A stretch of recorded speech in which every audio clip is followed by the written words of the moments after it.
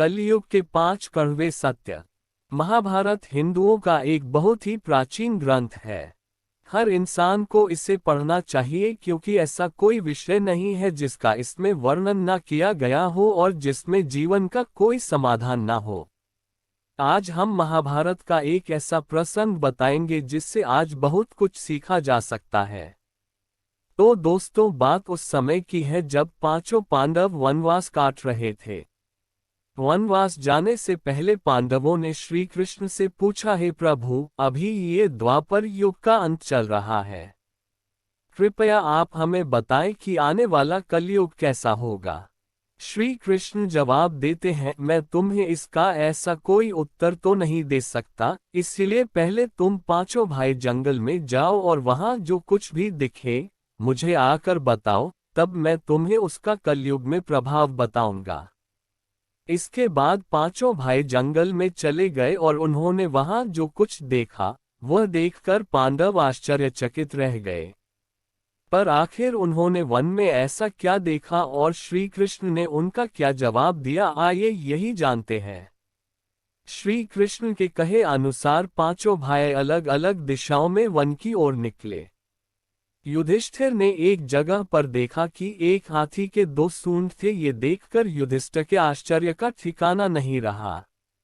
अर्जुन ने कुछ दूर जंगल में जाने पर उन्होंने देखा कि कोई पक्षी है जिसके पंखों के ऊपर वेदों की रचनाएं की हुई है और वह पक्षी मुर्दे का मांस खा रहा है। ये दृश्य देख अर्जुन कुछ समझ नहीं पाए। दोनों भाइयों की तरह भीम भी भ्रमण पर थे। उन्होंने देखा कि गाय ने एक बछड़े को जन्म दिया, लेकिन जन्म के बाद में गाय बछड़े को इतना चाट रही है कि उसका बछड़ा लहूलुहान हो गया है। सहदेव ने चौथा आश्चर्य देखा। उन्होंने देखा कि 6-7 कुएं हैं जिसमें पानी है और बीच का एक कुआं खाली है। बीच का कुआं काफी गहरा है, फिर भी उसमें पानी नहीं है। उन्हें घोर आश्चर्य हुआ कि ऐसे कैसे हो सकता है। नकुल ने एक आश्चर्यजनक घटना होते देखा। एक पहाड़ के ऊपर से एक बड़ी सी चट्टान लुढ़कते हुए नीचे आ रही है और वह कई वृक्षों से टकराकर उनको नीचे गिराते हुए वे आगे बढ़ जाती है। विशालकाय वृक्ष भी उसे रोक न सकें। इसके अलावा ये चट्टान कितनी ही अन्य चट्टानों के साथ टकराई, फिर भी वह नहीं रुकी। अंत में वह एक अत्यंत छोटे पौधे का स्पर्श होते ही स्थिर हो गई। इसके बाद पांचों पांडव इकट्ठे हुए और श्री कृष्ण को अपने अनुभव सुनाए। सबसे पहले युधिष्ठिर ने कहा, मैंने तो पहली बार 2 सूंड वाला हाथी देखा, यह मेरे लिए तो बहुत ही आश्चर्यजनक था। भगवान श्री कृष्ण कहते हैं, धर्मराज सुनो, कलयुग में ऐसे लोगों का राज होगा जो दोनों ओर से शोषण करेंगे। बोलेंगे कुछ और करेंगे कुछ और, मन में कुछ और होगा और कर्म कुछ और करेंगे। ऐसे ही लोगों का कलयुग में राज होगा। युधिष्ठिर के बाद अर्जुन ने कहा, मैंने जो देखा है वह तो कहीं ज्यादा आश्चर्यजनक था। मैंने देखा कि एक पक्षी के पंखों पर वेदों की रचनाएं लिखी हुई है, पर वह पक्षी मुर्दे का मांस खा रहा है। श्री कृष्ण कहते हैं, कलयुग में ऐसे लोग होंगे जो बड़े ज्ञानी कहलाएंगे। वे ज्ञान की चर्चा करेंगे लेकिन उनके आचरण राक्षसी होंगे। वह बड़े पंडित और विद्वान कहलाएंगे किंतु ये देखते रहेंगे कि कौन सा मनुष्य कब मरे और हमारे नाम से संपत्ति कर जाए।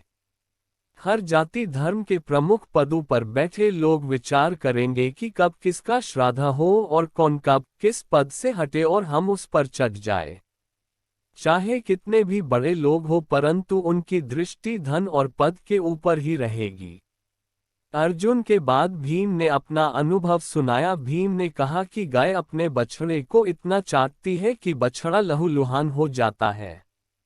श्री कृष्ण कहते हैं, कलयुग का मनुष्य शिशुपाल हो जाएगा। कलयुग में माँओं की बच्चों के लिए ममता इतनी बढ़ जाएगी कि बच्चों को अपने विकास का अवसर ही नहीं मिलेगा। मोह माया में ही घर बर्बाद हो जाएगा। इतनी ज्यादा ममता होगी कि उसे मोह माया और परिवार में ही बांध कर रखेंगे। उसका जीवन वहीं खत्म हो जाएगा। उन्हें बताया जाएगा कि वास्तव में लड़के तुम्हारे नहीं हैं, वह तो बहुओं की अमानत है और लड़कियां जमाइयों की अमानत है।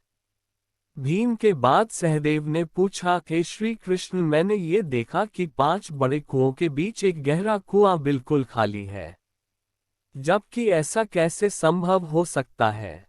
श्री कृष्ण ने कहा, कलयुग में लड़की के विवाह में, मकान के उत्सव में, छोटे बड़े उत्सवों में तो लाखों रुपए खर्च कर देंगे, परंतु पड़ोस में ही यदि कोई भूखा प्यासा मर रहा होगा तो ये नहीं देखेंगे कि उसका पेट भरा है या नहीं। उनका अपना ही सगा भूख से मर जाएगा, पर लोग उसे देखते रहेंगे और दूसरी ओर मौज, मदिरा, मांस, सुंदरता और जश्न में पैसे उड़ाएंगे, किंतु किसी के 2 आंसू पोंछने में उनकी रुचि ना होगी। कलयुग में अन्न के भंडार होंगे, लेकिन लोग भूख से मरेंगे। सामने बंगले में ऐशो आराम चल रहे होंगे, लेकिन पास की झोपड़ी में आदमी भूख से मर जाएगा। एक ही जगह पर असमानता अपने चरम पर होगी। सहदेव के बाद नकुल ने श्री कृष्ण को बताया कि मैंने भी एक आश्चर्य देखा है कि एक बड़ी सी चट्टान पहाड़ पर से लुढ़की वृक्षों के तने और चट्टाने भी उसे ना रोक पाए, किंतु एक छोटे से पौधे के स्पर्श से ही वह बड़ी चट्टान रुक गई। समझ नहीं पाया कैसे। तब श्री कृष्ण ने कहा, कलयुग में मानव का मन नीचे गिरेगा, उसका जीवन पतित होगा और यह पतित जीवन धन से नहीं रुकेगा, न ही सत्ता के वृक्षों से रुकेगा, किंतु हरि नाम के एक छोटे से पौधे से, हरि कीर्तन से मनुष्य जीवन रूपी पौधे का पतन होना रुक जाएगा। इसलिए हरि भजन ही कलयुग में मोक्ष पाने का एकमात्र उपाय है। जय श्री कृष्ण।